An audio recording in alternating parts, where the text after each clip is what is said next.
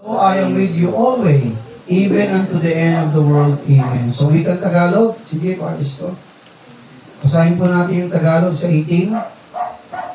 Okay, sabi diyan, at lumapit si Jesus sa kanila, at sila'y kanyang kinausap na sinabi, ang lahat ng kapamahalaan sa langit at sa ibabaw ng lupa ay naibigay sa akin. 19. Dahil dito magsiyaon na kayo at gawin ninyong mga alagad ang lahat ng mga bansa, na sila'y inyong bautismuhan sa pangalan ng Ama, ng Anak, at ng Espiritu Santo. Okay? Verse 20. Na ituro ninyo sa kanila, sa kanilang naganapin, ang lahat ng mga bagay na inutos ko sa inyo, at narito, ako'y sumasa inyong palagi hanggang sa katapusan ng sanlibutan. So mga kapatid, ito po ay iniwang mga gampanin ng ating Panginoon sa kanyang simbahan. So tayo po'y manalangin. Aming Ama, Diyos naming banal, purihin ka, Panginoon, sa araw nito at pagpalain mo, Panginoon, ang pagbabahagi Diyos ng iyong mga salita. Purihin ka muli sa ngalan ni Jesus. Amen. Sige, pakitaas.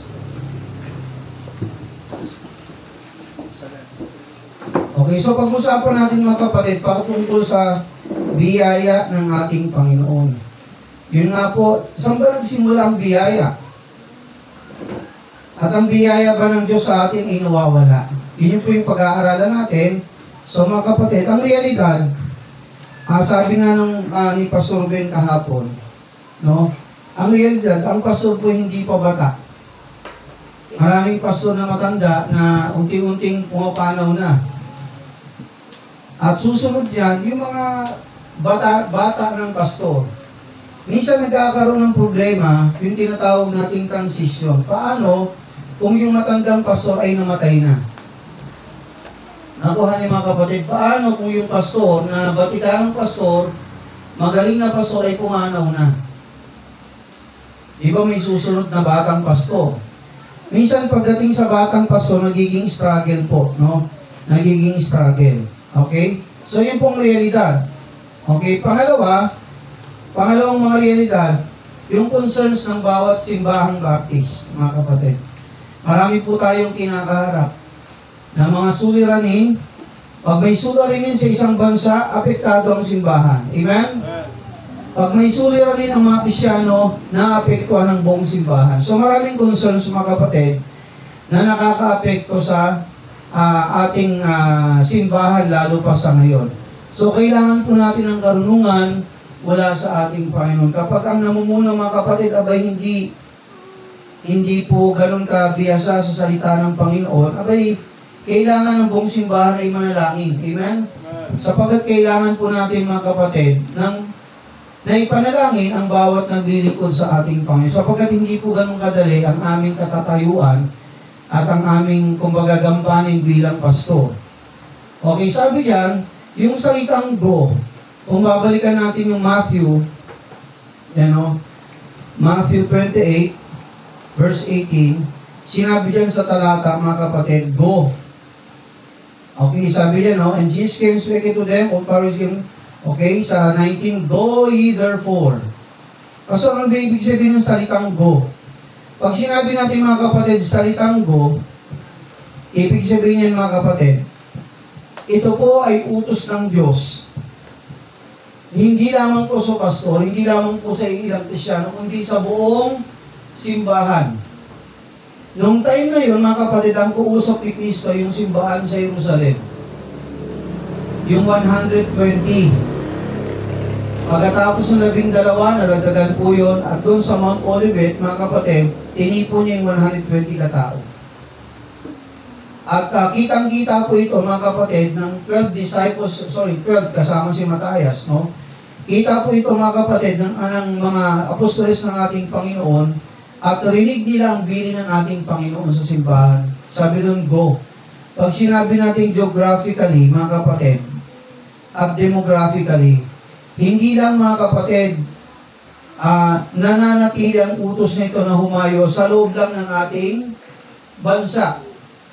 O sabihin natin sa loob lang ng simbahan. Kung hindi, dapat ito ay lumalabas. Amen? Lumalawak dapat ang ating mga pagkilos. Sabi diyan, to go where they are, to go. Sabi diyan, to go where they are, or where there are people.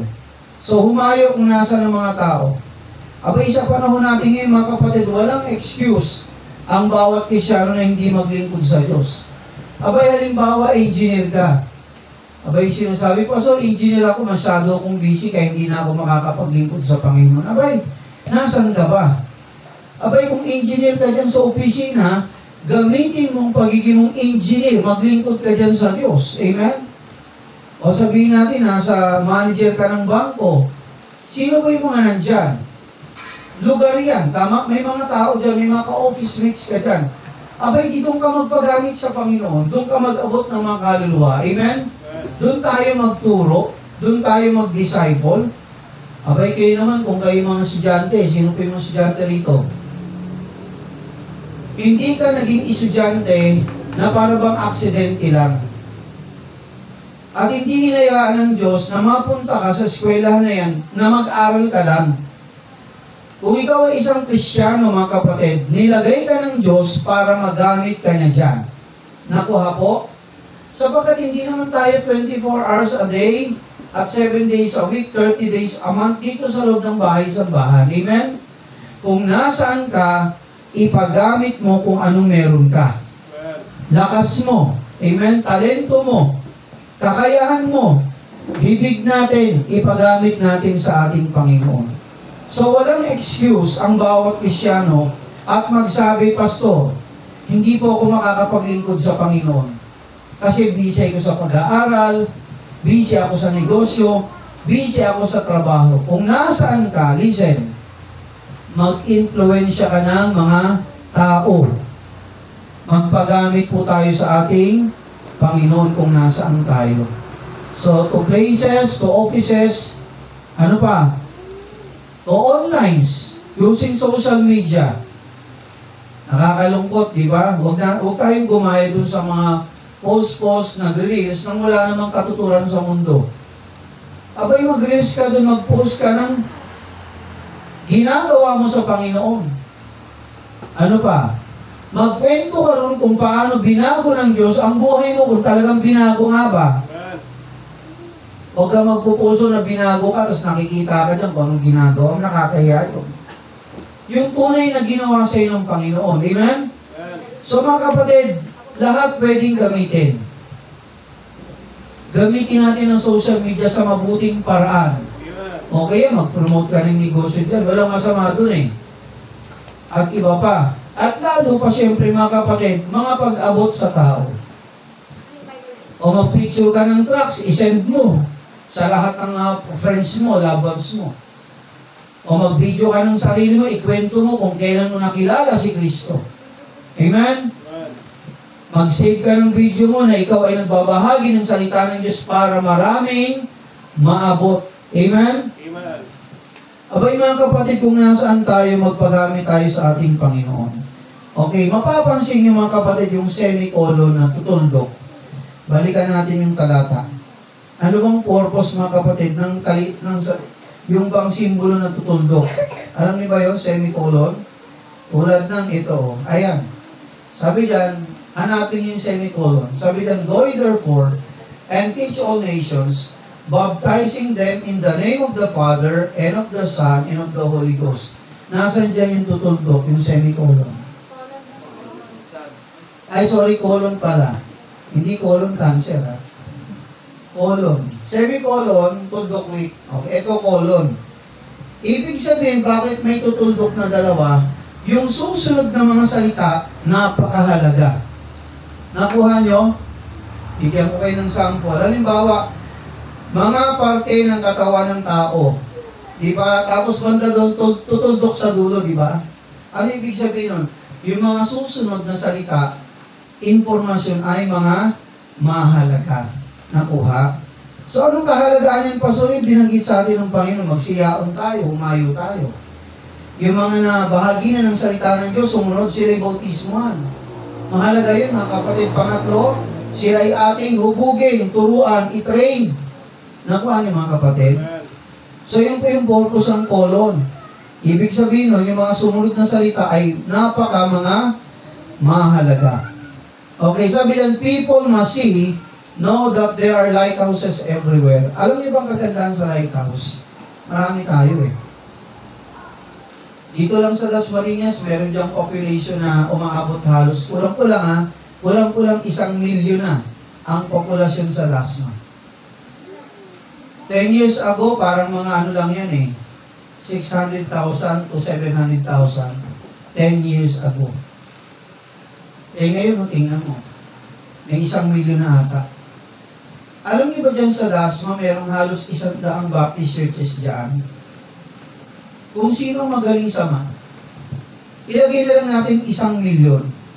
I-divide mo ng 100 na simbahan. Ilan ang lalabas? Sige ngayon, magaling sama sa inyo. 10 ano? 10? Malapit na. 10,000. Okay, ano ibig sabihin ng pastor? Sa 1,000,000 populasyon, sa Dasma alone, na merong 100 na Baptist churches, kung i-divide mo yung 1,000,000 sa 100 Baptist churches, mga kapatid, ano ilan ang lalabas? 10,000. Ibig sabihin, bawat simbahang Baptist church, mga kapatid, dapat mag-abot ng tagsa 10,000 mga tao. Eh, isipin mo, tagsa 10,000 ang dapat maabot. Eh, buti, kung ganun kalalaki ang simbahan ng mga Baptist, di ba? May malalaki. Meron namang maliliit din. So, mga kapatid, napakalaki ng gampanin natin. Amen? Napakalaki ng dapat nating maabot. Ito pa lang sa Tagaytay, bilang na bilang mo eh. Picnic group, isa. Dito sa atin, Tolentino, East-West, 2, bali 3 na. Tama? So, pa meron. Baptist church lang ha, hindi kasama ibang Kapasubag, dun sa Highlands, 4. Sunod yun. Silang na yun eh. See? O isipin mo yung alam ko lang na Baptist church, dito lang, sa ating lugaran, malapit ang sal. Isipin mo, 4 lang. Eh, ilang libo na to mga kapatid. Ibig sabihin napakarami, kulang pa. Amen? Kulang pa ang mga simbahan. Dito pa pala isa, yung blessed dito. O sila, Preacher Eric. No? So mga kapatid, 5. Eh, ilang barangay meron tayo dito? 33 barangays. Ang Dasma may 75 barangays eh. Ang Tagaytay 33 o 36 ata. Tapos ilan lang tayo mga Baptist churches, mga kapatid. So mga kapatid, no? Dapat malaman, abay, praise God, may lighthouse sa Tagaytay. Amen? May lighthouse sa Silang. May lighthouse sa Dasma. May lighthouse sa Bacoor. Pero mga kapatid, kulang pa rin. Amen? Kulang pa rin. Dalangin ko mga kapatid, by God, sa biyaya ng Panginoon mga kapatid, no? Abay, kung susunod lang tayo sa kalooban ng Diyos, dalangin ko mga kapatid, manganak pa tayo ng gawain eh. Amen? Na tayo bilang anak ng Dasma, apo ng Tatalon, abay magkaroon din tayo ng anak. Amen? Na mula sa ating preacher, tatawagin ng Panginoon para magpasol sa labas. Amen? Lighthouse din. Galing po sa ating gawain. How I pray, mga kapatid, na may ilang mga lalaki na susuko sa Panginoon ipagamit ang kanilang buhay sa ating Panginoon. Sapagat kulang na kulang ang mga manggagawa ng ating Panginoon. Kanina, di ba, yung matatandang pastor, namamatay. Yung ibang Krisyano, dating preacher, nag-quit. Kasi walang income eh. Sabi nila, walang maipakain sa pamilya, pastor eh. Bumalik na lang sa, sa mundo. Nagtrabaho na uli na lang, pastor. Wala na yung gawain pinasimulan na wala na. Mga kapatid, kulang na kulang ang mga manggagawa ng ating Panginoon. Nakuha po? Pero alam mo ito mga kapatid, yung trabaho, hindi yan hadlang para maglingkod ka kay Kristo. O makinig. Yan ay blessing. Pwede ka naman magtrabaho at the same time nagpapastor ka eh. May mga ganun, may mga pastor na nagtatrabaho at the same, nagpapastor at the same time, may trabaho sila. Meron namang pastor na talagang tutok sa gawain ng ating Panginoon. Parehas mabuti yun. Walang masama doon, mga kapatid, as long as na hindi mo pinapabayaan ang gawain ng Panginoon. Marahil may mga personal silang dahilan kung bakit yung isa tutok, ayaw kong humawak. Sa akin, ang rason ko, bagaman ako'y graduate ng sekular, matatali oras ko doon eh. Nakakapagod kayo maging teacher. Nakuha niyo mga kapatid, 8 oras ka halos sa school. Pagdating mo ng bahay, gagawa ka ng exam, gagawa ka ng lesson plan, tapos haharap ka na naman sa estudyante mo, ilang section ang hawak mo sa buong maghapon. Hindi ganun kadali. Exhausting yun mga kapatid. At tingin ko siguro sa edad kong ito, hindi ko nakakayanin eh. Yung ganung stressful na trabaho, hindi ko nakakayanin. Kaya ngayong masteral ko, hindi ko na tinuloy eh. Nakakapagod sa utak, sa kapisikal. Kung kaya nila, bata-bata pa, habang bata ka, okay, sige, lahat ng kurso, tapusin mo. Kung bata ka pa, advantage ka doon. So kung nasan ka mga kapatid, magpagamit tayo sa ating Panginoon. Sabi niya mga kapatid, no, the light that shines the brightest must shine at home. Abay, paano tayo liliwanag? Saan ba mas maliwanag ang flashlight? May flashlight ata ako dito. Saan ba mas maliwanag ang flashlight? Ito ito flashlight. Saan ba mas maliwanag? Dito o dun sa malayo? Saan ba mas malinaw ang liwanag ng isang ilaw? Sa mas malapit? O sa mas malayo? Mga kapatid, sabi doon, mas maliwanag ang ilaw, ang lighthouse, kung nasaan siya. Hello? Hello? Abay, dapat sa ating lugar, kung nandito tayo, dapat mas matingkad ang liwanag dito natin. Amen? Kaysa sa malayo. Ang sabi ng Bible eh. Ang liwanag na talaga namang sobrang liwanag, mas maliwanag yan kung nasaan siya. Pagdating sa malayo, kukurap-kurap na lang yan mga kapatid. Abay, dapat dito magliwanag tayo. Amen? Sa ating lugar. Kaya nung ginagawa ng ating mother church sa Dasma, yung kanilang small groups, masisipag sila. Ginagawa ng ating lolang simbahan sa Tatalon, talagang nag-aabot sila ng maraming tao. Amen? Sa kakayanang binigay sa kanila ng ating Panginoon. Dapat ganun din tayo. Hindi rason, Pastor, maliit pa lang tayo, hindi na tayo mag-aabot. Pastor, maliit pa lang ang ating kumbaga liwanag, hindi tayo makakarating sa iba. Abay, kung nasaan tayo, dapat mas maliwanag tayo rito. Amen? Amen po ba? Amen. Okay, pangalawa sabi sa verse 20, teach them. Sino yung them doon? Turuan sila. Pag sinabi natin sila, walang iba kundi tayong mga Kristiyano. Especially, mga bagong Kristiyano at yung mga hindi pa mature na Kristiyano. Bagong believers. Mga bagong nadala natin kay Kristo, mga Kristiyano hindi pa ganun kalalago. Minsan nakakalungkot. Marami lang alam dito, pero yung puso hindi na bago. Amen? Abay, pag ikaw maraming alam dito, dapat yung puso mo mature din, hindi parang bata ka pa rin. Head knowledge, sabi ng Bible, puff it up. Marami kang alam, pag marami kang alam, pero yung puso mo hindi naman konvertido, hindi naman humble. Ang labas yan, yabang.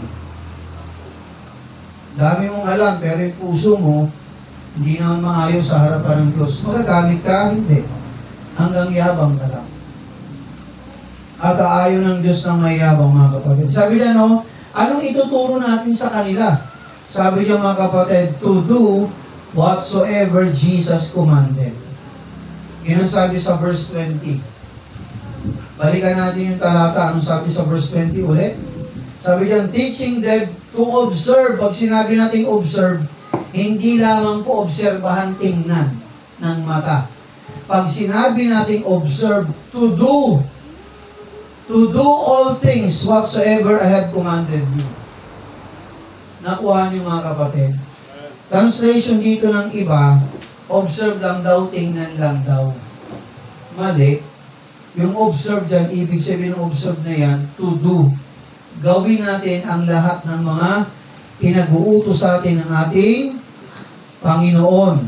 At sabi ng Panginoon, nangako siya, at hindi ko kayo iiwan, sasamahan ko kayo hanggang sa katapusan ng daigdig. Nakuha niyo mga kapatid. So ang biyaya ng Diyos mga kapatid, binigay niya sa atin, sa kanyang simbahan. Actually nga, nangyari nga ito mga kapatid, personal. Nung na-encounter natin si Kristo, di ba? Sabi sa Ephesians 2:8-9, "For by grace are you saved through faith, and that not of yourselves, it is the gift of God." Basahin po natin, Ephesians 2, verse 8 and 9. Basahin po natin sa ating mga Biblia. Okay? Ephesians chapter 2, verse 8 to 9. Kung kayo po ay walang Bible, basahin po natin sa ating screen. Basahin natin ang English at Tagalog. Okay, ready? Sabi diyan, no? "For by grace are ye saved through faith, and that not of yourselves, it is the gift of God." Sabi diyan, dahil sa biyaya, kaninong biyaya yun? Saan galing yun? Yung biyayang yun? Sa Diyos. Tayo ay naligtas sa pamagitan ng pananampalataya. Ang biyaya ay galing sa Diyos. Amen? Ang pananampalataya ay hindi rin galing sa atin. Yan ay galing din sa Diyos. Isabel, pakisaway mo siya. Pakisaway, upuka mo ng maayos. Ay, bakit kayo dyan kayo? Mga lalaki kayo, di ba dito kayo dun? Yan, patabi mo dyan si kay Daddy Manuel. Yung isa si, yan, si Carlo. Yan, sige. Dito ka, Noel, tabi ka ni Daddy, Daddy mo muna si Kuya Elmer ngayon, aampunin ka niya. Isang oras lang. Dito ka, tawa ka ngayon, no? Pamitin ka dyan, ha? Sige. Okay? So sabi niya mga kapatid, ang biyaya at pananampalataya ay galing sa Diyos. Nakuha? Kaya wala tayong pagmamayabang eh. Yung pagiging nating Kristyano, yung lahat ng meron tayo mga kapatid, kaligtasan at iba pa, hindi natin pwedeng ipagmayabang eh.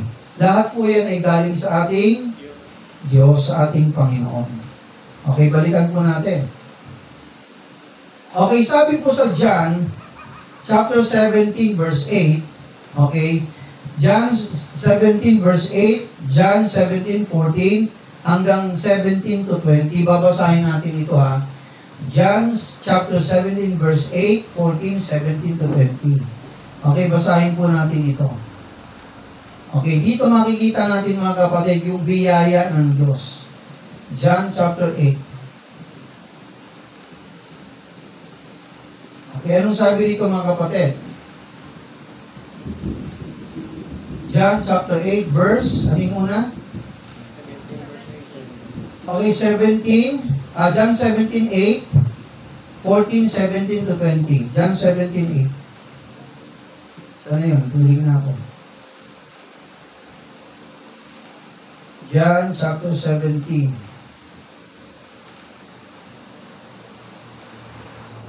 Okay, mga talatang bubuksan po natin yung mga kapatid. So, bear with me.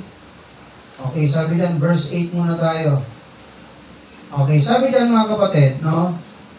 Basahin natin sabay-sabay. Ready, go.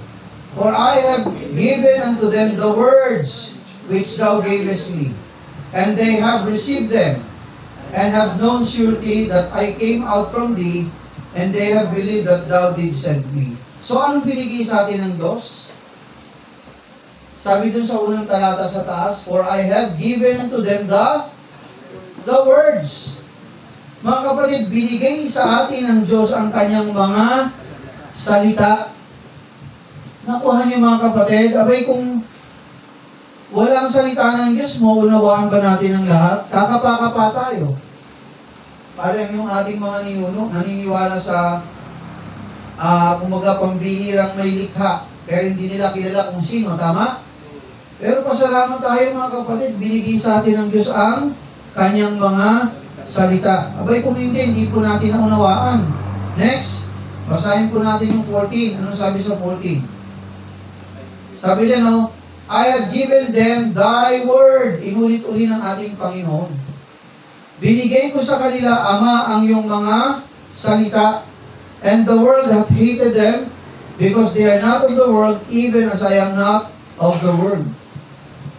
Nakakalungkot nga lang di ba? Nung Naalala mo si Jesus nung siya'y nananalangin sa Gethsemane, sa garden ng Gethsemane, di ba? Ano sabi ni Jesus sa kanyang mga disipulo? Magantay lang kayo dito, hintayin niyo lang ako. Mananalangin ako, kakusapin ko ang Ama. Abay, nung nagpipray na rin si Jesus, pagising niya tulongges, yung mga disipulo, tulog na tulog. Pag pray na naman siya, pagbalik niya, tulog pa rin. Sabi nga niya, bantayan niyo ako. Wala tulongges. Sunod na gising nila, hinuli na si Kristo. Hinalikan na ni Judas, hinuli na. Abay mga kapatid, sabi ng ating Panginoon, sabi sa 14, I have given them thy word, and the world hath hated them, because they are not of the world, even as I am on the world. Okay, sabi sa 15, I pray not that thou shouldest take them out of the world, but thou shouldest keep them from evil, o from the evil. So mga kapatid, abay pinapanalangin ng ating Panginoon, yung kanyang mga disipulo na, Panginoon, ingatan mo sila. Dadaan talaga sa pagsubok Pero sabi ng Panginoon mga kapatid, ingatan niyo po sila, Ama. Sabi niya, I pray not that thou shouldest take them out of the world, but thou shouldest keep them from the evil. 16, they are not of the world, even as I am not of the world. Tayo po mga kapatid, bilang mga Krisyano, hindi po tayo mga taga-sanlibutan. Amen? Tayo po ay mga pilgrims lamang dito sa mundo. Pag sinabing pilgrims, mga manlalakbay lang. Mga estranghero tayo rito. Amen? Dadaan lang tayo rito. Hindi talaga tayo taga-mundo. Ang ating tahanan talaga walang iba kundi ang langit. Hello? Mga kapatid, langit kung ating tahanan. Iiwan natin to. Wala tayong dadalhin sa mundong ito na makasalanan. Okay, sabi lang 17, sanctify them through thy truth. Thy word is truth. So, anong binigay sa atin ng Diyos? Ang kanyang mga salita. Okay? Sabi sa 18, as thou hast sent me to the world, even so have I also sent them into the world. Kung paano si Jesus ay sinugo ng ating Ama. Makinig. Tayo naman po na tumanggap ng salita ng Diyos ay sinugo ng Panginoon sa mundong ito. Gaya ng mga apostoles na sinugo ng Diyos. Paso wala ni mga apostoles Tayo po na mga naabot ng salita ng Diyos. Amen? Tayo po ay sinugo rin ng Panginoon sa mundong ito upang ibahagi ang kanyang mga salita. 19, sabi din, for the sakes, I sanctify myself that they also might be sanctified through the truth. 20, neither I pray for this alone, but for them also which shall believe on me through their word. So sabi ng Panginoon, hindi ko lang sila pinapanalangin. Ipinapanalangin ko rin, Ama, silang mga sasampalataya sa iyong salita na ibabahagi nila. Alam niyo mga kapatid, sino ba talagang pinag-pray ng ating, kahit pala si Kristo nananalangin para kanino? Una sa atin, mga anak niya. Amen? Pangalawa, dun sa mga taong pinili niya. Tama? Nasasampalataya sa Kanya. Alam niyo ba may mga pinili tayo ng Diyos, mamaya, madadaanan natin yan. Bago paligay ng mundo, mga kapatid, Brother Manuel, alam na ng Diyos na lalabas ka. Isertes, bago pa ang lola at lola natin magkakilala, pinili na tayo ng Diyos. Sabi yun sa Bible, madadaanan natin mga talata mamaya. So mga kapatid, binigay po sa atin ang ating Panginoon kanyang mga salita. At ito dapat ang ating ibahagi rin sa maraming tao na wala pa kay Kristo. Yung salita niya mga kapatid, yan po'y biyaya na Nakuha niyo po ba? Yan po'y biyaya na sa atin. Sabi diyan, Jesus gave them His words. His words are true. Amen? The Word of God is true, mga kapatid. Totoo. Sabi diyan, the people will believe through the Word na binigay sa atin ng Panginoon na ibinahagi natin sa tao. O sino rito yung mga nabahagian at nakakilala kay taas ang kamay? Meron ba sa atin dito tumingin na lang sa langit? Nakita niya na siya'y makasalanan? Wala Halos lahat tayo mga kapatid, o lahat tayo, may nagbahagi sa atin ng salita ng Diyos. Amen? Binahagi sa iyo ang katotohanan. Kaya tayo po ay nakakilala sa Panginoon. Sabi na, di ba sa Romans 10:13, how they shall hear without a preacher? Paano sila makakapakinig? Paano silang mananampalataya kung walang mangangaral? Kung hindi binanggit sa kanila, sinabi sa kanila. Okay? So, sa Ephesians 4:10-16, basahin natin ito mga kapatid, no? Sa Ephesians chapter 4, verses 10-16, ano-ano ang binigay sa atin ng Diyos? At ano-ano ang gampanin nila, bakit sila binigay sa simbahan? Okay, Ephesians chapter 4, verse 10-16. Kahalagahan ng mga tao na binigay sa atin ng Diyos. Lalo pa, ang mga naglilingkod kay Kristo. Ephesians chapter 4, verse 10-16. Basahin po natin ito. Ephesians chapter 4, verses 10-16. Okay, basahin natin ito mga kapatid. Okay. Okay, ano sabi ng Biblia mga kapatid? Okay. Ephesians chapter 4, verse 10-16. Ano sabi ng Biblia? Basahin po natin sabay-sabay. Kita naman no? Okay, sabi niya, no? He that descended is the same also that ascended up far above all heavens that He might fill all things. Sabi kang Tagalog, ang bumaba ay siya rin namang umakyat sa kaitaasan ng buong sangkalangitan upang kanyang mapuspos ang lahat ng mga bagay. Sino ba yung bumaba? At sino ba yung umakyat din sa langit ng buo? Si Kristo. Sabi diyan, siya'y bumaba at siya'y umakyat sa langit upang mapuspos tayo ang kanyang simbahan ng lahat ng mga bagay. Okay, ano ang binigay sa atin ng Panginoon? Okay, sabi diyan, basahin natin sabay-sabay.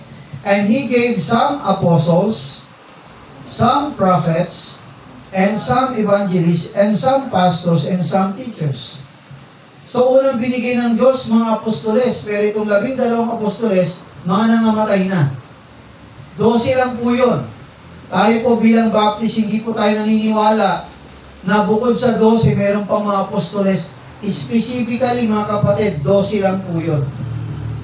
Sapagkat sabi sa langit, no, doon sa Jerusalem, na sa tabernakulo, na inihanda ng ating Panginoon, meron doong 12 na poste. Nakapangalan ang pangalan ng mga 12 apostoles. Pagkatapos po nila, wala na pong naging apostol. Nakuha niyo po. Kasi alam niyo ba may may requirements para paano ka maging apostoles ni Kristo? Una, dapat personal si Kristo nang baptize sa iyo sa pamamagitan ni John the Baptist. Nakuha niyo? Pangalawa, dapat na-encounter mo personal si Kristo nung siya'y nabubuhay pa. Nakuha niyo mga kapatid, na-encounter niyo. Abay, tapos pangatlo, na-train ka ni Kristo nung earthly ministry niya. Pag wala ka doon, hindi ka pwedeng tawaging apostol. Ang dami ngayon sa TV, naglusulputan mga kulto. Siya raw si apostol ganito, ayun, wanted na. Rapist. Ang dami, nag-aangking apostol. Mga bulaan naman, mga kulto naman. Abay, ba't hindi siya lumantad kung totoo siya? Nakuha niyo mga kapatid? Abay, kung tunay siya na natutunan ng katotohanan, ba't hindi sila humayag, lumabas sa hukuman? Ba't sila nagtatago? Alam mo na. Alam na this. Mga kulto yun Mga kapatid, ang mga apostol matatapang to, lalo na humarap sa kamatayan, hindi sila takot. Kahit pa kamatayan itong mga nagsulputang kulto, takot Takot mabasa sa social media. Pinagtatanggol ang sarili. Nagtatago sa lungga ng mga daga. Ano pa binigay sa atin ng Diyos sa apostol? Wala na. 12 lang yon. Kasama si Pablo sa hintig. No? Okay, sabi ng mga kapatid, Some prophets, mga propeta. Sa Bible School, tinuro sa amin dalawang uri ng propeta. Pag sinabi kasing propeta, sila yung mga they tell forth. Pag sinabing tell forth, yung mga hindi pa nangyayari, sinasabi na nila. Ay, tell forth. They foretell pala, foretell. Sorry iba kasi yung foretell, saka tell forth. Yung foretell, ayan sila, Moses, Elijah, at iba pa, no? Sinasabi nila yung mga hindi pa nangyayari. Nakuha niyo mga kapatid, yun yung tinatawag nating Old Testament prophets. Meron naman, tayo, kabilang tayo sa tinatawag na New Testament prophets. Anong trabaho ng New Testament prophets? Tayo, sa panahong ito, we tell forth. Yung foretell, yung mga hindi pa nangyayari, sinasabi na nila yung magaganap. Tayo naman, yung mga nangyari na nakasulat sa Biblia, sinasabi natin. Kabilang tayo sa tinatawag nating New Testament prophets. Nakuha niyo mga kapatid? Okay? Sumunod, some evangelist. Etong evangelist, ito yung umiikot sa bawat bansa, maaaring kapwa natin ito Pilipino o foreigner, hindi sila nananatili sa isang simbahan kagaya ng pastor. Ang evangelist, umiikot yan sa iba't ibang lugar. Nagpipreach, nangangaral, magsisi ang tao. Ilipat na naman sa ibang lugar. Magsisi ang tao. Wala siyang simbahan na kagaya ng pastor na nananatili. Talagang may evangelist, marami yan. Okay, pang-apat, sabi yan, and he gave some pastors. Kaming pastor, hindi kami nag-volunteer. Panginoon, ako na lang po, hindi.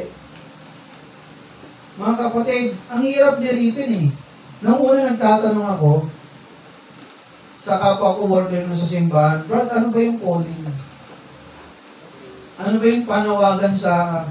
Kasi may calling sa pag-aasawa Meron namang calling sa yung pagiging single blessedness sa Krisyano. May mga Krisyanong single, di ba? Yun yung sa kanya na ba maging single? May mga ganun talaga, hindi natin matatawanan yun. Meron naman talaga, tinawag ka ng Panginoon para humanta ka. Yung talaga namang hindi matatawanan yung kanyang boses, napakaganda. Kasi hindi naman lahat tayo pantay-pantay ng boses, di ba?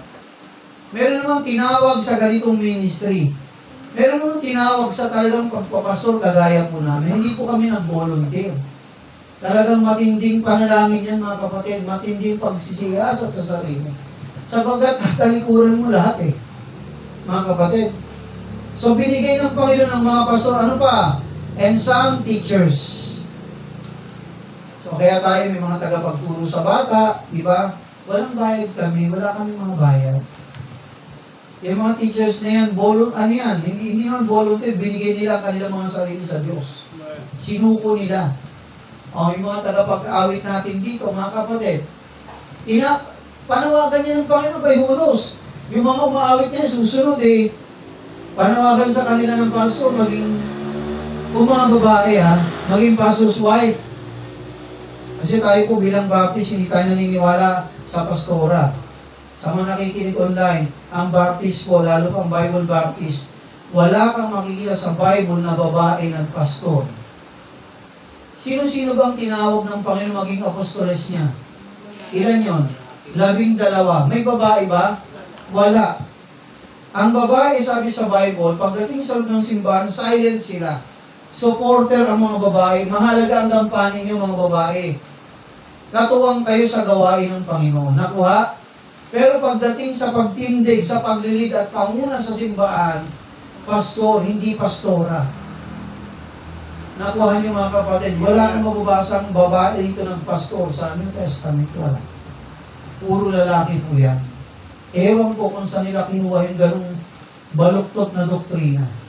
Abay sabi ng Bible, let the woman be silent in the church. Nakuha niyo mga kapatid. Kahit sa tahanan sino bang haligi? Babae? Lalaki talaga In the first place, yung unang family, sino bang tatay doon? Sino bang ama? Si Eva ba? Si Adan. Pangalawa, sino una nagkasala? Si Adan ba o si Eva? Si Eva. Nakuha nyo? Kaya, pinagbawal ng Panginoon ng babae manguna sa loob ng simbahan. Nakuha nyo mga kapatid, hindi binababa ang babae. Malaki kayong tuwang sa simbahan. Meron kayong magagawa na hindi namin magagawa mga lalaki tulad ng influence. Magagaling ang babae sa chika eh. In influence, hindi marites ha. Chika. Magagaling kayo magkwento eh. Yung makaakay ba ng kapwa ng babae, magagaling kayo doon. Yung mga lalaki, hindi kami ganun eh. May pagkalan. Doon yung gamitin, di ba? Hindi, magaling. Totoo yun mga kapatid, tayo ng mga pastor. Mga babae talagang magaling sila sa parang sales talk. Magagaling ang mga babae. Totoo yun. Misis ko, magaling yan. Pero kami mga lalaki, hindi namin yung kaya lahat eh. Makinig ha. Si Manuel, yan liit, magaling ng bola. Siya lang yun. Kung aagi si papa mo, sige. So malaki kayong katuwang sa simbahan. Amen? Sa totoo nga lang, pag ni-ratio mo ang babae sa lalaki, mas marami ang babae kaysa sa lalaki. Kahit simbahan ka pumunta, malaki kayong tulong. Amen? Malaki kayong kaagapay sa simbahan. Pero, makinig, pagdating sa leadership sa simbahan, nilagay ng Diyos lalaki. Nakuha niyo po, pastor. Sapagkat sabi sa Bible, a pastor, a bishop must be a husband or of one wife. Saan natin yung makikita? Okay, basahan natin ha. Sorry. Kasi ito pa yung isang ano eh. Punta tayo ng New Testament. Okay, no? Katangian ng pastor sa simbahan. Bishop, hindi yan sinabing bishopess. Bishop, lalaki. Sabi yan, a bishop or a pastor then must be blameless. Walang kapintasan. The husband of one wife. Pwede bang nakalagay ba dyan, the bishopess, babae, must be blameless, the husband? Pag sinabi mong husband,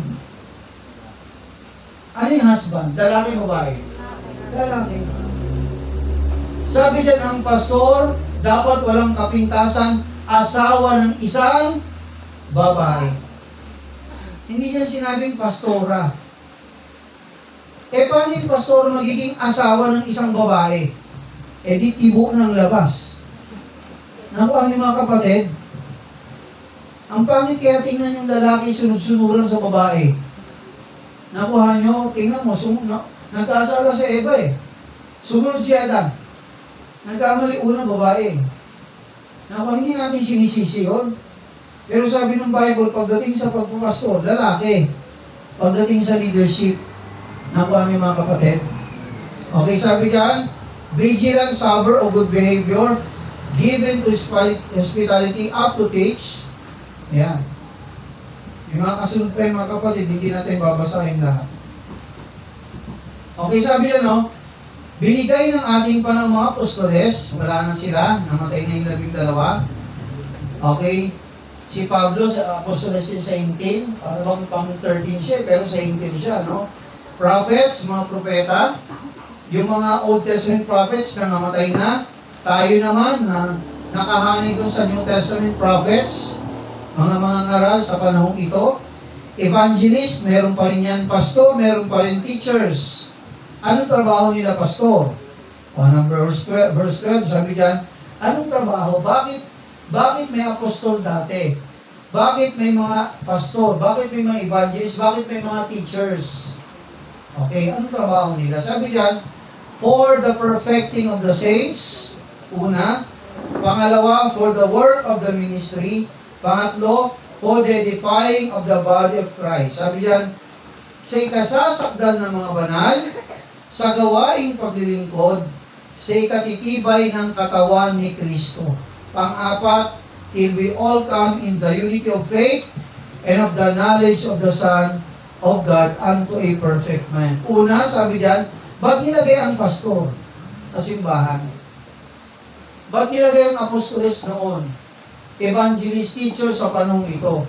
Una, para ang buhay ng mga Kristyano ay maging sakdal. Hello! Para ang simbahan, tayo ay turuan kung paano ang ating buhay magiging banal sa harapan ng Diyos. Amen?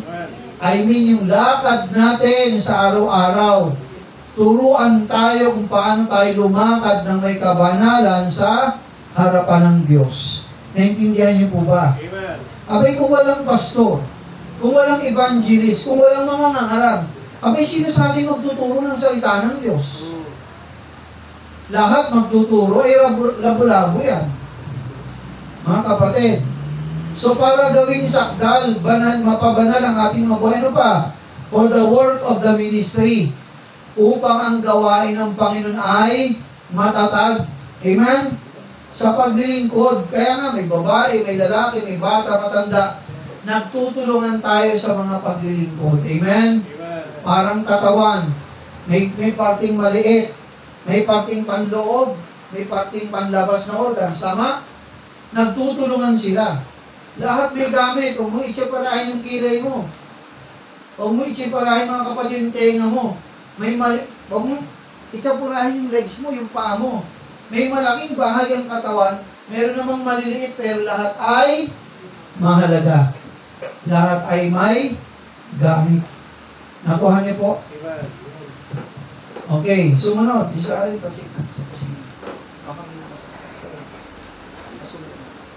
okay, next, sabi yan pangatlo, mga kapatid. No? Sabi yan, no?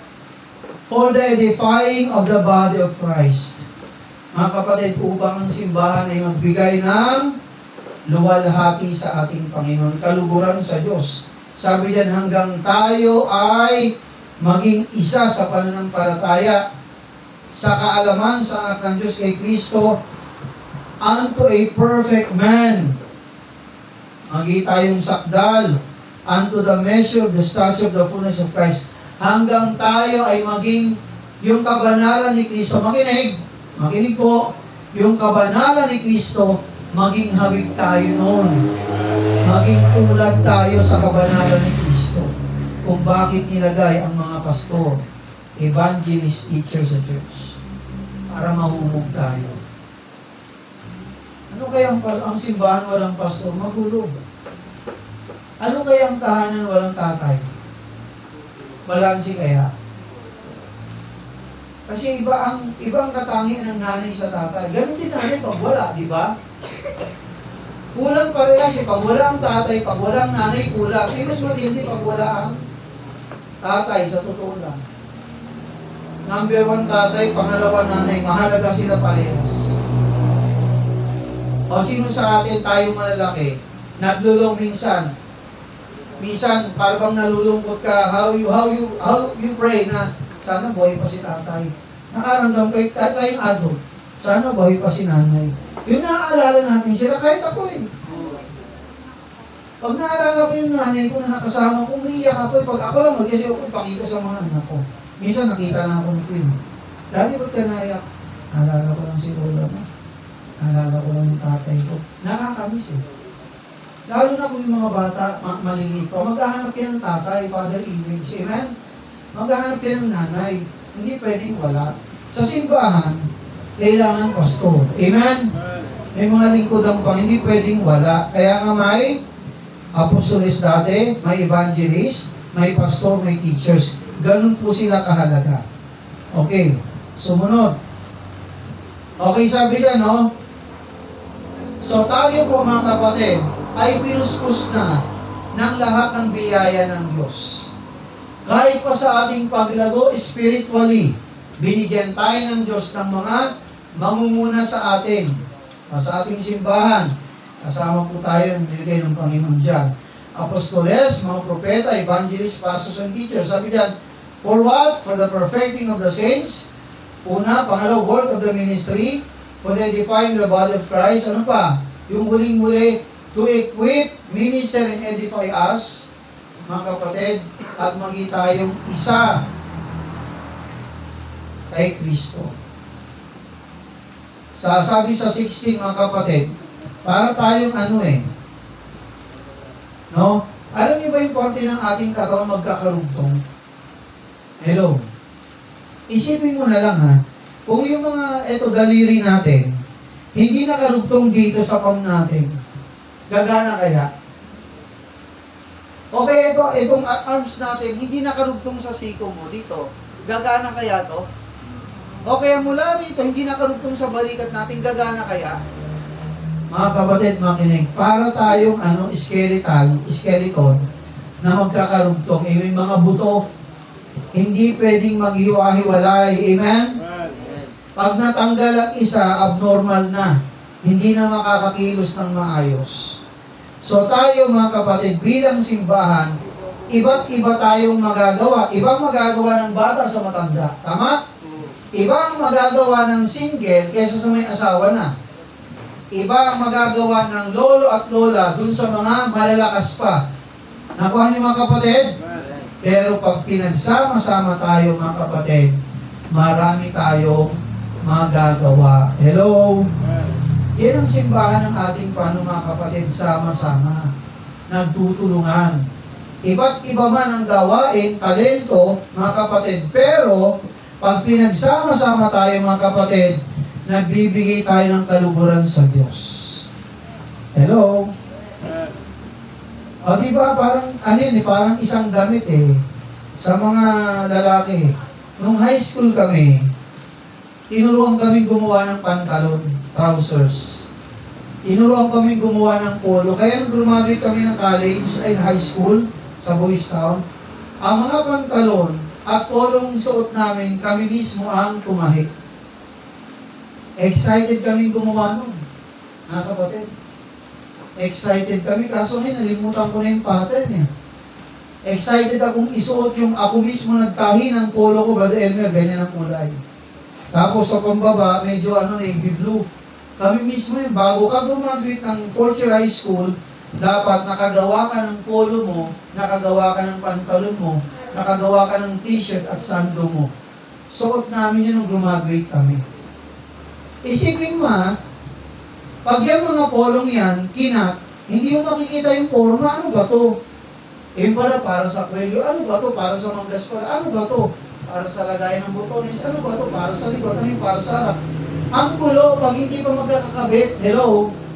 Pero mga kapatid, pag tinahina yan, at nagsama-sama na, makikita mo, wow, kagandang pantalon. Amen? Wow, kagandang polo. Mga kapatid, ganun din tayo. Pag hiwa-hiwalay, parang hindi mo maintindihan pangit Tama? Hindi mo mapigura. Pero pag tayo pinagsama-sama, sino nalulugod? Ang ating Panginoon. Okay? So mga kapatid, sabi nito, no, every joint supplieth unto the edifying in love. So isipin mo, di ba, para makagalaw to, kailangan to. Para makagalaw to, kailangan to. Para makagalaw to, kailangan nakarugtong. Tama? Para makagalaw tong buong to, kailangan nakarugtong dito.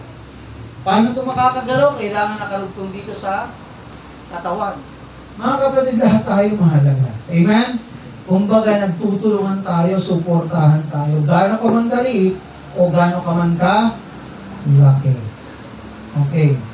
So sabi diyan, edification means being equipped to do everything whatsoever Jesus commanded us to do regardless of all the odds. So yung simbahan mo equip, magamit ka ng Panginoon, amen? Sa anumang inuutos ng ating Panginoon, dapat lahat tayo nagtutulungan. Hello? Hello mga kapatid, nagtutulungan. Yan ang simbahan. Hindi lang atin lang tayo para umupo. Hindi lang po yun mga kapatid. Dati akala ko ganun. Yung kinalaki natin reliyon, honestly. Diba pag upo natin, tapos na. Talangin mo ako ngayon, magpapali ako. Kasi ano natutunan mo? Nung kinalaki natin, wala akong natutunan. Wala akong naalala. Yung pang ginagawa natin, mali sa harapan ng Diyos. Pero mga kapatid, ang dami kong natutunan at ang dami kong natandaan simula nung nakilala ko si Kristo at napabilang ako sa Lighthouse Plasma. Hanggang ngayon, ikikwento ko sa inyo, kulang ng isang araw sa dami kong natutunan mula sa Biblia. Amen? At maging kabahagi ng kanyang simbahan. So mga kapatid, pag sinabi natin ma-equip ka, Abay, matuto ka. Matuto lahat tayo. Hindi pwedeng may mga Kristiyanong naiiwan. Hello. Huwag kang pumayag doon, maiiwan ako. Ayoko nung ganun eh. Di bali nang mabagal ako, basta ayoko ayoko titigil ako, may iwan ka. Hindi ganun ang ugali ko. Dapat tayo mga Kristiyanong ganun eh. Sabi ng Ecclesiastes, ang takbuhin hindi ito para sa matutuling at hindi rin ito para sa mahina. Para to sa lahat na magpapatuloy. Amen? Mabilis ka nga tumakbo. Kalagitnaan ng takbuhan, tumigil ka na. Sumakay ka na sa ambulansya, hindi ko na kaya. O tumakbo ka nga, tama lang ang takbo mo, malapit na, isang kilometro na lang, finish line na, tsaka ka tumigil. Mas gugusin ko ba yung alali lang ang takbo, mabagal ang takbo, pero tatapusin niya hanggang dulo. Amen? Kung ikaw naman ay mabilis, abay, magpakabilis ka hanggang matapos natin yung finish line. Eh, kailan ba tayo matatapos sa finish line? Pag si Kristo bumalik na. Amen? Kaya huwag tayong tumigil. Bawat isa sa ating mga kapatid, mahalaga. Amen. Nakuha mga kapatid, para tayo mga buto na dugtong-dugtong. Pagkakulang, mahirap kumilos eh. Alam nyo, kahit sa sasakyan, meron diyang tinatawag na mga gear sa makina. May mga ngipin yan. Yung mga ngipin yan, pabilog yan, nagtatamaan yan. Pag ganyan yan, nagtatamaan, umiikot yan. Pag nabungi ang isa, kalog na yun mga kapatid, at pwedeng mabunging ibang mga ngipin. Kaya para tayong ganon, mga buto na dugtong-dugtong,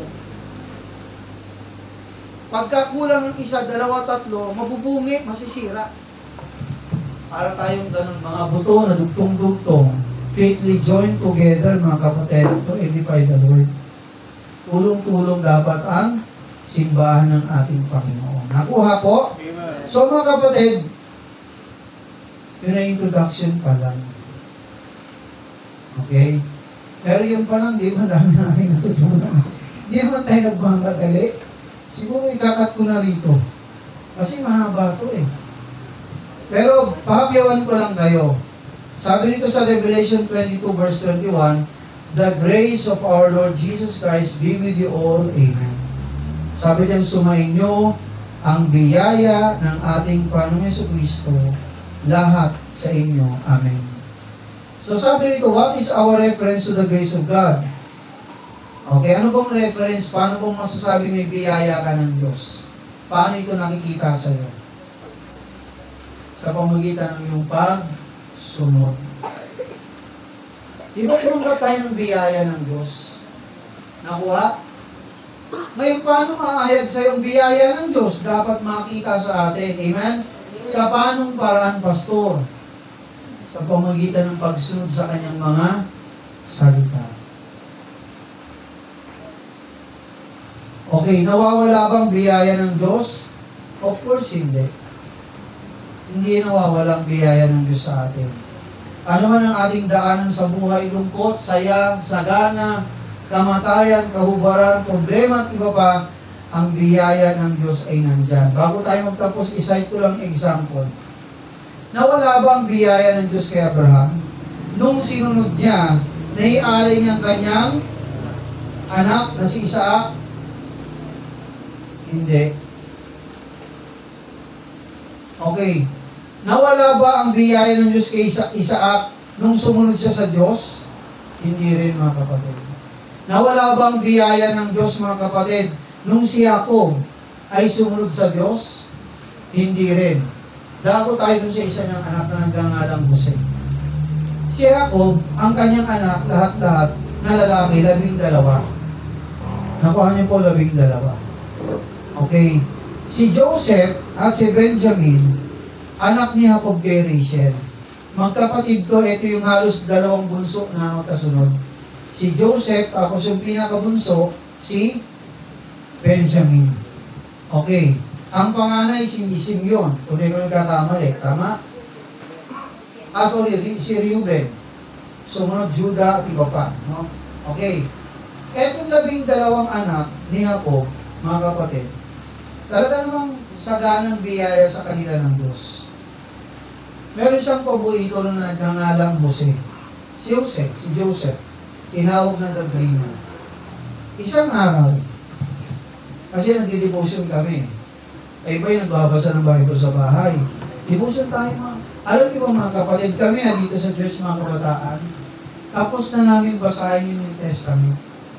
Nasa Genesis na kami ngayon. Chapter 40, binasa niyo kanina? 46. Uy. Genesis. New Testament natapos na namin. Doon na kami sa Old Testament. Okay. Yung istorya ni Joseph, grabe. Sa una, para bang hindi mo maintindihan ang biyaya ng Diyos sa kanya. Napakabuting anak, napakagalang na anak, napakasumasunuring anak, kaya nga, paborito siya ng kanyang ama. At sa 12 magkakapatid, listen, si Joseph lang ang pinagawan ng magarang damit ng kanyang tatay na iba-iba ang kulay. Okay? Naalala niyo yung rainbow kay Noah? Magandang kulay ng rainbow. Yun ay pangako ng Diyos kay Noah sa pamagitan ng rainbow. Hindi nababaha, hindi nagugunawin ng Diyos ang mundo sa pamagitan ng tubig. Kaya may rainbow. Ang masaklap, ginagamit ng mga bakla at LGBTQ yung kulay na yun. Maganda yun, hindi yun masama. Yun nga lang, ginagamit nila sa maling paraan.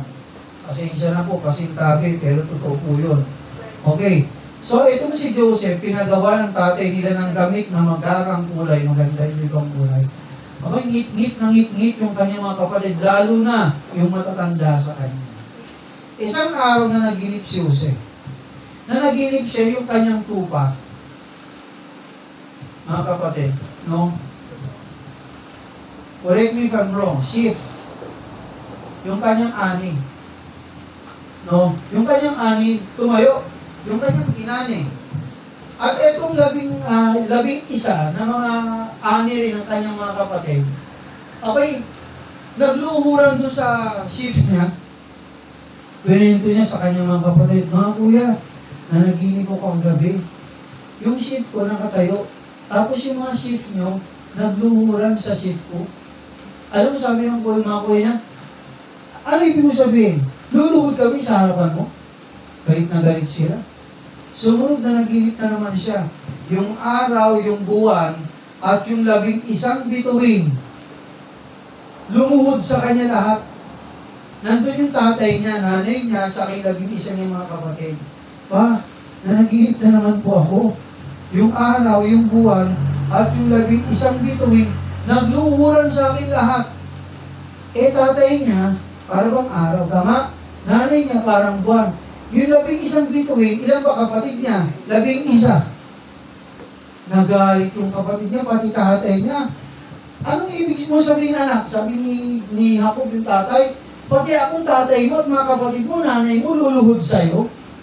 Lalo silang nagalit. Pero sabi ron, si Jacob, mga kapatid, hindi niya kinalimutan yung panaginip ng kanyang anak. Kasi 2 beses na eh. Nakuha niyo mga kapatid, ano nangyari ngayon? Etong matatandang kapatid ni Jose, mga kapatid, dahil galit na galit sila kay Jose, at inggit na inggit sila mga kapatid, halika, ipapatay natin o patay na lang natin ang ating kapatid. Patay nila yung kapatid nila si Jacob, si Joseph. Sabi ng isa, ni Judah o Simeon Rex, inagsaway. Dewag na lang. Si Reuben yung panganay, sorry. Sabi ni Reuben, wag, itapon na lang natin siya sa balon. O pagkatapos itapon sa balon, pag-uwi natin, ang sasabihin ni tatay, wala na siya. Sabi ng isa, may nag-suggest, ganito na lang. Ihulog na siya sa balon. Tapos yung damit niya, sira-sirain natin. Patay tayo ng kambing, yung dugo ng kambing, ibahid natin dun sa damit niya. Pag-uwi sa bahay, sabihin natin sa ating tatay, kinain siya ng mabangis na hayop. Ganun na ginawa nila. Yun yung kanilang kanilang balak. Yun na, di okay na, plansyado na. Pero sabi ka ng isa ng kapatid, teka, kung gagawin natin yun, bukod sa malulungkot si tatay, anong gana natin? Wala tayong kita. May dumadaan ng mga Bombay, mga Ismailites, mga merchants, mga businessman. Sabi ng isa, benta na lang natin doon, may pera pa tayo. Oo nga no, kung ibibenta natin si Jose, may pera pa tayo. Tapos ituloy natin yung paliwanag kay ama. Sabihin natin, pinatay siya ng bangis na hayop, Ito yung gula-gulanit niyang gamit. So, binenta nila si Jose. Pagkabenta nila kay Jose, mga kapatid, binili siya ng Ismailites, di ba? Ng mga Bombay. Muslim nila. Papunta sila ng Egypt, kay Pharaoh. Pagdating doon, mga kapatid, si Jose, binenta naman ng Ismailite kay Potiphar sa Egypt. Isipin mo yung ugali ng mga kapatid ni Jose. Kapatid mo, balakan mong patayin, ninyong patayin. Kapatid nyo, binenta nyo, mga kapatid, ginawang alila sa bahay ni Potiphar. To cut the story short, matalino si Jose. Tuloy ko na. Lubos-lubusin ko na ito, mga kapatid. Total, dito naman tayo kakain. So, nawala ba ang biyaya ng Diyos kay Jose? Hindi, mga kapatid. Pero dinaanan niya yung lahat. Okay, sumunod, nung nakay Potiphar na siya, sabi niya sa kanya ni Potiphar, okay, Jose, magaling nga, okay, binata to, magaling, mahusay, matalino. Sabi sa kanya ni Potiphar, pinamamahala ko sa iyo lahat ng gawain sa loob ng aking sambahayan. Pangunahan mo na. Huwag mo lang pakikialaman si Mrs. Potiphar ang asawa ko. Okay? Eh, si Mrs. Potiphar, kalandik. Bopong-bopo sa kanya. Totoo yung basahin yung Genesis. Ninanasahan si Jose na binata. Eh, may asawa na siya. Araw-araw, Jose, tabihan mo, basahin mo. Jose, sige nga, wala naman dito si amo mo, yung asawa ko, sige na. Hanggang isang araw, di ba mga damit ng mga Hudyo, alam mo yung pumunta parang ginaganon lang, di ba dati, tapos tinatali, nakuha niyo mga kapatid. Hindi naman kagaya sa atin na may butones, ikaw walang ganun dati. O, parang pantulog lang, balaba lang eh. Ay, niyakap siya ni Mrs. Potiphar, sige natin. Ano sabi mo siya? Hindi po, ma'am. Bilin sa akin ng mister nyo lahat, pangungunahan ko, huwag ko lang kayong papakialaman. Yung pong trabaho ko. Ang laki ng respeto niya kay Potiphar. Eh, general yun, kapitan yun. Ay, pambira, dahil na tipong type na type siya. Mga kapatid, lukong-luko sa kanya si Mrs. Potiphar. Eh, di ba yumakap siya? Eh, nagpipigla si Jose. Ang ginawa ni Mrs. Potiphar, nakahantak yung kanyang damit. Nahantak. So, ibig sabihin mga kapatid, nawalan siya ng damit. Siguro naman meron siyang panloob. No, meron siyang panloob. Pero, siyempre, yung pantaas niya, wala siyang short. Pati yung taas niya, wala rin. Nagsisigaw si Mrs. Potiphar, rape, rape! Dere pa ko ni Jose. Eh, siyempre, ano yun eh? Kapitan yun, ang daming tauhan sa tahanan niya, tama? So, akala ng mga tao, tunay nga na ginawa ni Jose, nirip siya. Dumating yung asawa niya, si Mrs. Potiphar. Ano nangyari, Jose? Di ba pinagkatiwalaan kita? Na lahat pwede mong panganahog lang ang aking asawa. Tinanong si Mrs. Potiphar, anong ginawa sa'yo? Ninipa ko, niya, bla bla bla. Sa madaling salita, si Jose, pinakulong ng walang sala. Doon sa kulungan, taon ang lumipas, merong dalawang mataas ang posisyon sa kaharian. Yung isa yung butler. Yung isa naman, yung baker. Yung butler, siya yung taga-timpla at taga-tikim, taga-bigay ng alak sa hari. Uy, sipin mo, ikaw yung taga-timpla, taga-bigay. Tabi ka ng hari. Yung baker, ito naman lahat ang nagpiprepare ng pagkain ng hari. Tinapay at iba pa. Nalaginip yung dalawa. Yung baker, sabi niya, nalaginip ako. Tumubo yung isang ubas, nagkaroon ng 3 sanga, umusbong yung bulaklak, nagbulaklak, tapos nagbunga. Nung nagbunga na ito, nahinog, tapos sa panaginip ko, katabi kong hari, yung grapes na yun, piniga ko sa kanyang baso. Kwento ng butler kay Jose, hindi ko maintindihan kung anong panaginip yun. Okay, sabi ni Jose, ito yan. Ang mag-i-interpret niya ng Panginoon, itong ibig sabihin ng yung panaginip. Yung 3 sanga, pagkatapos mula ngayon ng 3 araw, babalik ka sa posisyon, may papatawag ka uli ng hari para maging butler ulit niya. Nakuha nyo? Ibabalik siya sa posisyon. Yung isang baker naman, sabi nito, naayos siya, ang ganda naman ng panaginip niya. Sabi niya, ako rin naginip din ako. may 3 basket sa ulunan ko. May mga pagkain. Pagkatapos, dumapo yung mga ibon, pinagtutuka yung mga pagkain sa loob ng basket. Ano ibig sabihin nun? Okay, sabi nga ni Jose, hindi ako mag-i-interpret kundi ang Diyos. Ito ang panaginip mo. Yung 3 basket, 3 araw ito mula ngayon. Iba kinain yung mga pagkain sa basket, iba sa taas. Pagkatapos ng 3 araw, ipapatawag ka ng hari at bibitayin ka sa harapan ng mga tao. Ganun nga ang nangyari. Pagkatapos ng 3 araw, yung butler, binalik sa pagiging tagasilbi ng inumin ng hari.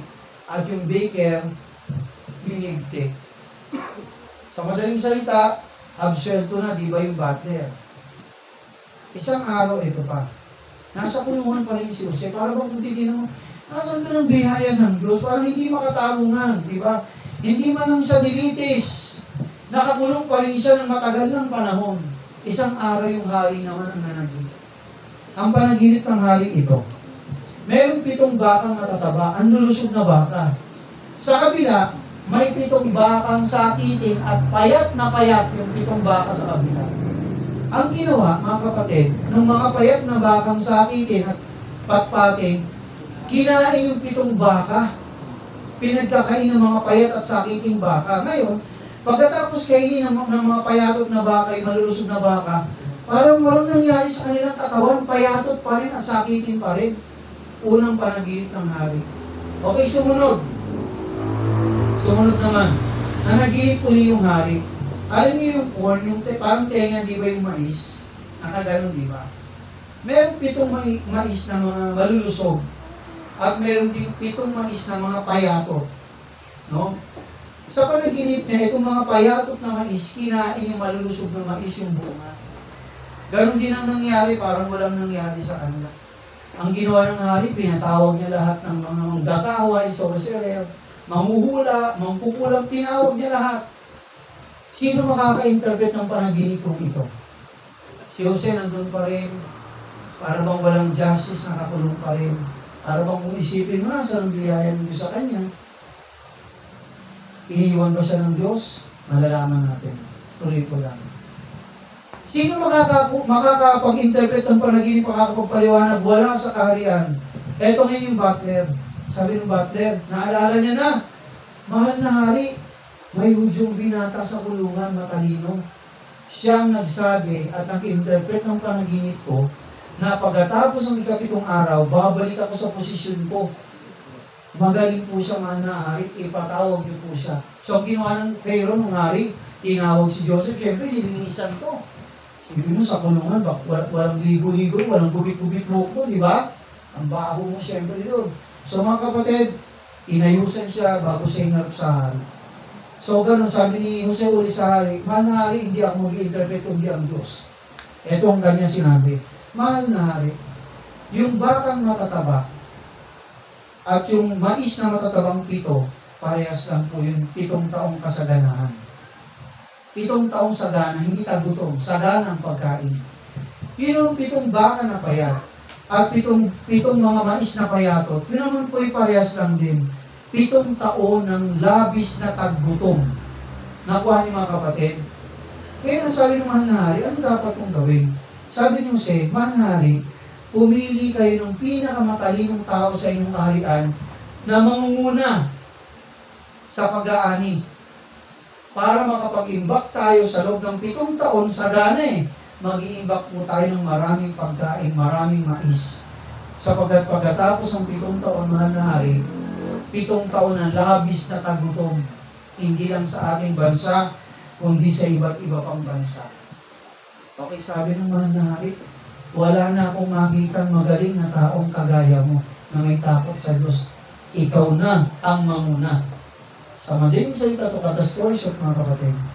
Si Jose, na binenta, tinapon sa balon, pinagkakitaan, binalak na patayin ng kanyang mga kapatid, naging kanang kamay ng hari, naging siyang governor. Parang sa panahon natin ngayon, para bang vice president, mga kapatid. Pag nawala ang hari si Pharaoh, siyang susunod na hari. Si Jose. Eto na ngayon. Sa bayan ng Israel, naging tagutom din. Sabi niya ako, mga anak, pumunta kayo sa Egypt, maraming pagkain doon. Bumili kayo ng mais at iba pa. Hindi ko ikikwento yung buong detalye. Sa madaling salita, nakita ni Jose yung kanyang mga kapatid na nagbenta sa kanya. Buhay pa sila. Kung ikaw yun ang gagawin mo. Gagantihan ko itong mga ito. Diba? Eh si Jose, yung time, mayaman na siya eh. Gobernador, may asawa na siya, may mga anak na siya eh. Mayaman na siya, mga kapatid. Mukha na siyang Egyptian. Yuri, may cobra dito. Di ba? May mga ginto dito kung ano. Kapatid niya. Actually, mga kapatid, 1, 2, 3 beses yung bumalik sa kanya. Yung pangalawa, hindi niya matiis ni Jose. Siguro susunod ko yung detalye mo. Hindi na siya makapagtiis. Humagulgol siya sa kanyang mga kapatid. Sabi niya, di ba, ilan pa kayo magkakapatid? 12. Yung isa, bago si bunso, yung isa, hindi binanggit ang pangalan, pinatay na siya ng mabangis na hayop. Sino ba yun? Siya yung arap nila. Sinabi na lang ng kanyang mga kuya, pinatay na siya ng mabangis na hayop, patay na siya. Asan yung bunso? Eto yung bunso, nakita niya yung talagang kapatid niya, isa lang nanay niya rin. Nakita niya, tuwang-tuwa siya sa kanyang bunsong kapatid. Hindi na matiis ni Jose. Mga kapatid, umiyak siya. Agulgol siya. Alam niyo kung sino nawawala yung kapatid? Hindi niya na sinabing binenta niyo, na halos patayin niyo. Ako yun. Ako ngayon to, kaharap niyo. Yung binalak yung patay. Hindi niya naginitani. Ako si Jose na kapatid ninyo. Alam mo, takot na takot yung kanyang mga kuya kasi pwede silang ipapatay eh. Ni Jose. Mga kapatid, pwede silang ipapatay. Nagluhuran sila kay Jose. Tama ba yung panaginip niya? Sumunod, pinatawag yung tatay nila. Buong pamilya na sila. Nag-iyakan sila. At lahat sila humingi ng tawad kay Jose. Alam mo mga kapatid, pag binasa nyo, iiyak kayo. Pag binasa nyo, ninamnam nyo yung kwento ng buhay ni Jose. Grabe. So mga kapatid, nandun bang biyaya ni Jose? Tao ng Diyos kay Jose nung siya'y kinakwil ng kanyang mga kapatid? Oo. Alamin ng Diyos, nandun pa rin. Nandun bang biyaya ng Diyos nung si Jose ay binenta dun sa Ismailites? Nandun pa rin. Hindi yun nawala. Nandun bang biyaya ng Diyos nung si Jose ay binenta kay Potiphar sa Egypt? Nandun, hindi nawala. Iningatan pa rin siya ng Panginoon. Eh, paso pambihira. Nung siya'y balaking raping, pinagnasahan ng asawa ni Potiphar, at ipinakulong na walang sala, nagtiis siya ng maraming taon sa kulungan. Nandun bang biyaya ng Diyos? Nandun. Pastor, nung nagluhuran ng kanyang mga kapatid, pati tatay niya, nag-iyakan silang lahat, at nalamang buhay pa siya, at siya'y gobernador na ng Egypt, mga kapatid, nandun bang biyaya ng Diyos sa kanya? Hindi po nawala. Actually, iningatan siya ng Panginoon, at itinaas siya ng Panginoon. Ano sabi ni Jose? Ginawa niyo sa akin, wala akong sama ng loob sa inyo. Bakit? May layunin ng Diyos para mabuhay tayong lahat. Kumbaga, para siyang sakripisyo, para lang maisalba ang buong lahi ni Jacob at ni Israel. Mga kapatid, kailanman, ang biyaya ng Diyos sa atin ay hindi nawala. Kailangan lang, sumunod lang tayo sa Diyos. Amen? Amen. Kalukaan, kawalan, kasaganan, kagutuman, maling pang-alipusta, maling panghusga, para bang injustice, hindi ibig sabihin, wala na sa atin ang biyaya ng Diyos. Nandyan pa rin. Amen? Sabi niya, hindi niya tayo iwan o pababayaan man hanggang katapusan ng daigdig. Tandaan mo ito mga kapatid. Ano mang pinagdaraanan natin sa mundong ito, mga kapatid, tandaan natin, hindi tayo iwan ng Diyos. Si Jose, nagreklamo sa Diyos, gumanti sa kanyang mga kapatid, nagbalak pa siyang masama, pinagalitan ba niyang Diyos at sinumbatan? Bakit mo ako pinabayaan? Sinumbatan ba niyang Diyos? Hindi. Sumunod lang siya sa agos. Itong kalooban ba? Pagdadaanan ko talaga to. Ito yung pinagdadaanan ba dahil pinagdadaanan natin mga kapatid. Kayo mga estudyante sa pag-aaral, hirap kayo sa negosyo, trabaho, iba pa. Pinagdadaanan natin yan lahat, mga kapatid, pero hindi ibig sabihin, mga kapatid, listen, naiiwanan na tayo ng Diyos. Kasama natin siya. Ang sa atin lang, sumunod lang tayo. Amen? Nandiyan ang biyaya ng Diyos, kailangan hindi niya tayo iwan. Sa takdang panahon, ipapakita ng Diyos sa iyong pagsunod sa Kanya, bandang dulo, Lord, ito pala. Kaya mo pala ako pinadaan-daan sa hirap na ito, may napakaganda kang plano sa akin, hindi ko to alam, Panginoon, pero ikaw may akda ng aking buhay. Mga kapatid, tayo ko'y patuloy na magtiwala at sumunod lamang ng matapat yung pagpapakumbaba at pagpapasakop sa kalooban ng Diyos. Lahat tayo daraan ng pagsubok. Lahat tayo maaaring dumaan ng karamdaman. Lahat tayo, mga kapatid, daraan sa lumbay ng buhay. Lahat tayo manlalakbay sa mundo. Bagyo, araw, magandang panahon. Listen, maharap natin. Ang mahalaga dito, mga kapatid, patuloy lang tayong sumunod sa Diyos. Amen? Hindi niya tayo pababayaan. Parang si Jose, kailanman hindi siya iniwan ng Diyos. Amen? Kailanman ang biyaya ng Diyos ay hindi humiwalay sa Kanya. So tayo pong lahat ay tumayo. Tayo pong lahat ay manalangin, mga kapatid. Kumikit at manalangin. Dakilang Diyos sa aming Ama. Purihin ka, Panginoon, sa araw nito. Maraming salamat, Panginoon, sa iyong masaganang biyaya sa amin. Ang biyaya ay galing sa iyo, ang grace at ang pananampalataya. Lord, dalangin ko. Patuloy niyo pong palalimin ang aming pananampalataya sa iyo. Dalangin ko, Panginoon. Patibayin niyo po ang aming pananampalataya na nasa amin. At dalangin ko, Panginoon. Patuloy po kami sumunod sa iyong mga salita. Patuloy mo kami, Panginoon, pangunahan. Tulungan mo kami, Diyos, sa aming buhay. Ikaw ay patuloy na madakila, may tanghal, maitaas sa aming buhay, Panginoon. Ang ngalan mo, Diyos, ang siyang patuloy na maluwalhati sa aming buhay. Patuloy mo kaming pangunahan, Panginoon. Tulungan mo kami, O Diyos, sa aming mga sarili. Magsikap kami, mag-desire kami, Panginoon, na patuloy pong sundin ang iyong mga kaloobang matapat sa aming buhay. Isan pa, Panginoon, sa oras nito. Kausapin niyo nga po kami, Panginoon. Habang nakiyukot na kapilit, mga kapatid,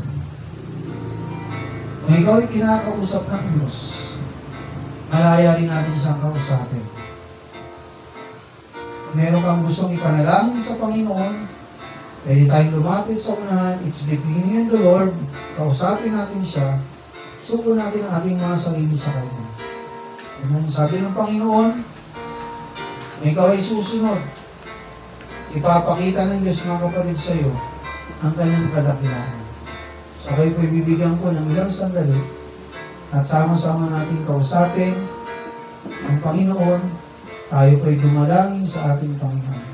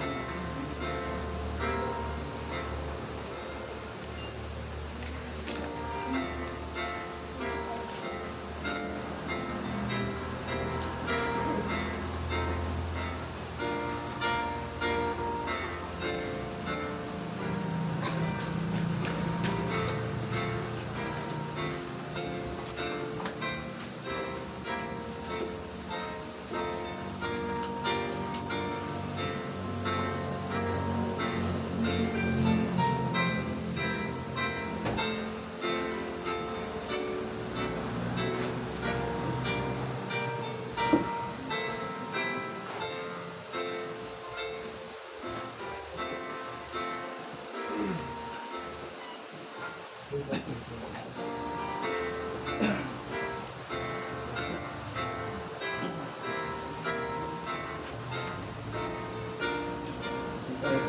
po'y manalangin. Aming Ama, Diyos aming banal, maraming salamat, Panginoon, sa araw na ito.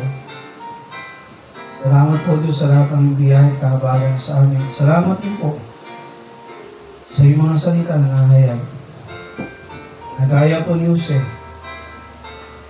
yung mga hirap na kanyang pinagdaanan na hindi pa rin po kayang ikumpara sa kasalukuyang pinagdaanan namin sa buhay.